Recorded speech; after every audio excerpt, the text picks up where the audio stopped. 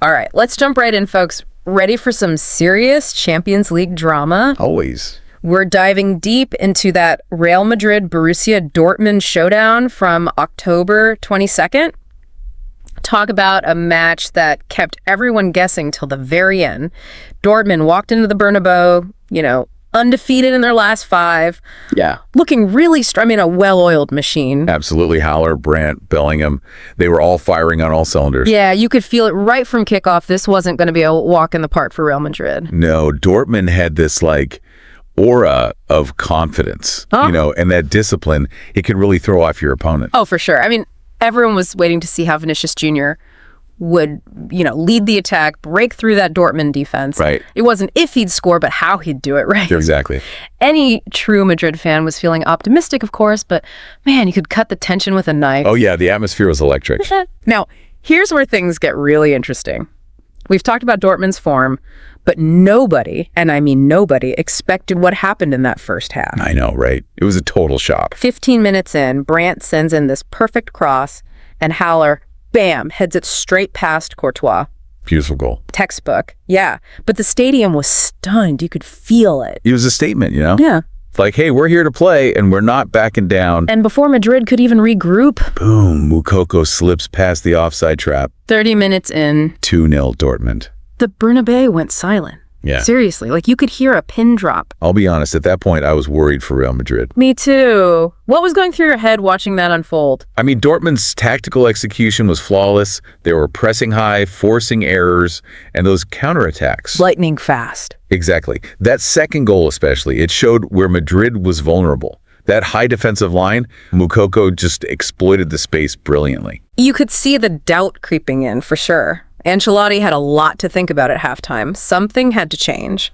Big time. And that's where, Ancelotti, the tactical genius, he pulls out a surprise. He did, didn't he? This is what I love about football. It's not just individual brilliance. Sometimes it's the manager's moves that change the entire game. Bringing on Camavinga and Joselu, that was a stroke of genius. Oh, absolutely. Genius. It was like hitting the reset button. Camavinga with his energy in the midfield. Yeah. Joselu, that physical presence up front, it shook Dortmund up. But let's be real. The moment everything shifted, You know it. Ancelotti unleashed the beast. Vinicius Jr. Talking about a transformation in that second half. Oh, man, it was like a switch flipped. 5 minutes in, Camavinga threads this pass, and Vinny, he just dances past 2 defenders. Like they weren't even there. I know, right? And then, bam, the ball's in the back of the net, 2-1, and you could feel the energy surging back into the Bernabeu. What'd you think of that goal? Well, first off, Camavinga coming on. That was key. He disrupted Dortmund's midfield, gave Vinny more space to work his magic. That goal wasn't just individual brilliance, it was setting up the conditions for that brilliance to shine. And shine it did. 10 minutes later, Vinny picks the ball up near the halfway line, and he's off. It was like watching a highlight reel live. He finishes with this screamer from outside the box. 2-2, the Bernabeu erupts. But that goal felt different, like a statement. What did you see in that moment? Confidence. Pure confidence, fueled by that tactical shift and the impact on Dortmund. That's what got me. They were on the back foot, chasing the game now. It's amazing how one moment can completely change the psychology of a match. It really is. But Vinicius Jr., he wasn't done yet. Dortmund, they were rattled, trying to contain him, but it was like trying to catch lightning in a bottle. 75th minute, Modric intercepts a pass, the man's got eyes everywhere, and slips it through to Vini. And he chips it right over the keeper. Hat trick.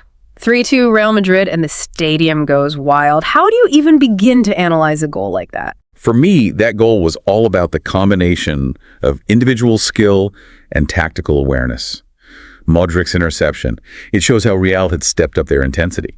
Then Vinicius Jr., his run, the timing, knowing exactly where the keeper was, that's pure instinct, Combined with understanding the game situation perfectly, that's what separates the good from the truly great. Absolutely, like chess grandmaster, 3 moves ahead of everyone else. Exactly. But let's not forget, this comeback wasn't just Vinicius Jr. Ancelotti substitutions, that tactical shift. They were game changers. Camavinga's energy, Joselu's physicality, it all added up. It did, and that's what we'll dive into next. This match, it was a perfect storm of individual brilliance and tactical genius. And for Dortmund, it was a tough lesson in what Champions League football is all about. So picking up where we left off, Real Madrid with that lead after Vinicius Jr.'s hat trick. And Dortmund just reeling from that momentum swing. It was like... Yeah, like all the wind got knocked out of their sails. Right. They tried to, get back in the game. But Real Madrid... Oh, Real Madrid, with all that experience, the tactical awareness, they weren't going to let them back in control. No way. It was almost like, watching a knockout punch. Yeah. Dortmund was still standing, but the fight, it was gone. Yeah. And the crowd, man, the Bernabeu was roaring, just fueling that Real Madrid momentum even more. You could practically feel Dortmund's frustration at that point. Oh, absolutely. And that's the thing about these matches. The psychology plays such a huge role. When a team pulls off a comeback like that, especially in a legendary stadium like the Bernabeu, it can be crushing for the other side. Yeah. All that confidence they built up, it just vanishes. And the doubt, it creeps in. And Real Madrid, they know how to take advantage of those moments, Oh, yeah. 83rd minute, Joselu, that super sub Ancelotti brought on, he just rises above everyone and heads in a corner. Yeah. Kick, Good. Game over. What I found interesting about that goal, it wasn't some flashy individual play. It was a calculated move, and it paid off. It was, and that was Ancelotti being a genius, bringing on Joselu, a player known for his heading, recognizing Dortmund's weakness on set pieces. Yeah. They tend to lose focus in those key moments. Textbook example of exploiting your opponent's weak spot. It really shows you how important it is to have different options, different weapons in your arsenal. Oh, for sure. Vinicius Jr. might have been the star, but Camavinga, Joselu, Modric, they were all crucial too. They were all part of it. It was a real team victory. But speaking of individual brilliance... Yeah, got to mention Rodrigo. Oh man, stoppage time, that goal was just the icing on the cake. I know. He weaves through Dortmund's defense like they're standing still. Like they're not even there. And then just slips it past the keeper. So smooth. Final score. 5-2. Talk about a statement. It was almost poetic the way Real Madrid just dismantled Dortmund in that second half. Yeah. Real reminder of why they're always contenders in the Champions League. That ability to just turn it on when the pressure's highest. They always find a way, don't they? Okay, so we've seen the highlights, the drama, the individual skill. But let's break down how Real Madrid orchestrated this comeback. Right. We talked about Ancelotti's substitutions, but I think there's more to it than that. Oh, absolutely. He didn't just bring on fresh legs. He made tactical adjustments that completely shut down Dortmund's game plan. Right. He saw that their high press, while effective in the first half, it left them exposed at the back. So by unleashing Vinicius Jr. in the second half? He basically turned their strength into a weakness. Exactly. Vinicius Jr.'s pace, his dribbling, it was a nightmare for those defenders who were suddenly forced to defend in all that open space. And with Modric and Camavinga supporting him, Real Madrid just exploited those gaps perfectly. it was tactical adaptation at its finest. It was, and it shows Ancelotti's experience how well he understands the game at this level. But we can't forget about the individual brilliance either. Oh, of course not. Vinicius Jr., breathtaking performance. 3 goals, each one showing his talent. He was the spark, the catalyst for that whole comeback. He was. But it makes you think, how much of that was his own natural ability and how much was Ancelotti setting the stage for him? It's the question, isn't it? Individual brilliance or tactical masterclass? Or was it both? It's like the chicken or the egg, which came first. Yeah. But that's what makes this match so fascinating to analyze. Yeah. It wasn't just one or the other, it was both. It was about individual talent and collective intelligence working together. That's what separates the best teams from the rest these days. It's not enough to just have a bunch of stars. You need a team that works as one, that understands the game, and that can adapt to anything. Right. You need that shared understanding, that adaptability. And for Dortmund, well, they got a tough lesson that day. They did. They were so close to pulling off something special. I know. But they couldn't adapt. They couldn't handle Real Madrid's tactical changes. And that's football sometimes, right? Yeah. 1 minute you're in control, the next you're chasing the game. It's a cruel game. But that's what makes it so captivating. All those twists and turns. So, we've looked at Real Madrid's incredible comeback, Ancelotti's tactical brilliance, and Vinicius Jr.'s, well, just his brilliance. But we've also come to a bigger question. How much of this win was pure talent? And how much was strategic coaching?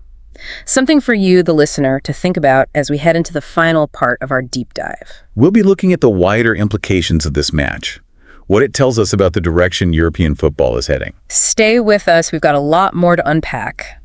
All right, welcome back, everyone. For the last two parts, we've been breaking down this epic Real Madrid-Dortmund clash. We have. Looking at all the tactics, the amazing individual performances, those key moments that swung the whole game around. Yeah, quite the roller coaster, wasn't it? It really was, from Dortmund's early dominance to Vinicius Jr.'s show, and then Ancelotti just, pulling out all those tactical tricks. Ancelotti's a master. He is. But in this final part, let's zoom out a bit, look at the bigger picture. What does this match tell us about European football right now? I mean, watching all this unfold, what were your main takeaways? One thing that really stood out to me was how crucial adaptability is, especially at this level. Yeah. Think about it. Dortmund came in with a plan, that high press, it was working beautifully. But when Real Madrid switched things up, They struggled? they did. They couldn't adapt. It was like they had plan A, and when that got disrupted, there was no plan B. Right, they got caught off guard, couldn't shift gears when the game changed. Exactly, and that's where Real Madrid's experience, their tactical flexibility, that's what made the difference. They rode out the storm, made the right changes, and ultimately, they exposed those weaknesses in Dortmund's game. So what you're saying is in the Champions League, you can't just stick to one approach. You can't. You got to be able to adapt, read the game in real time, make decisions under pressure. It's like a chess match, isn't it? It is.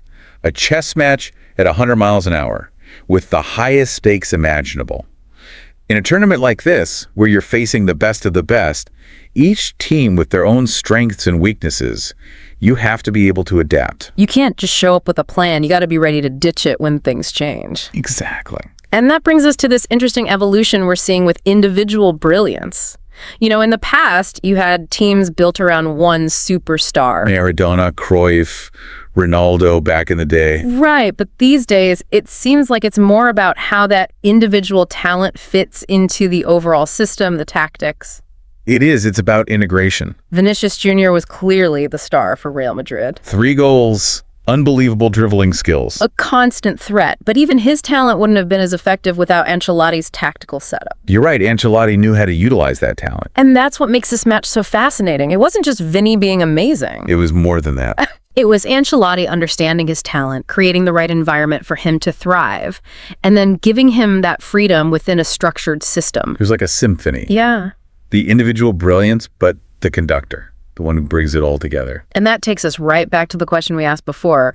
Was this win about pure talent, or was it strategic coaching? The age-old question. And it's a question that goes beyond just this match. It does. It's about the nature of teamwork, how individual brilliance and collective intelligence can work together. And it's something we can all think about in our own lives, Think about your own goals, your own teams. How do you find that balance between individual talent and building a strong collective? It's something to ponder, for sure. And with that, I think we've reached the end of our deep dive into this incredible Champions League clash. It's been great breaking down this match with you. Likewise. And to all our listeners out there, we hope you enjoyed the ride. Until next time. On the Deep Dive.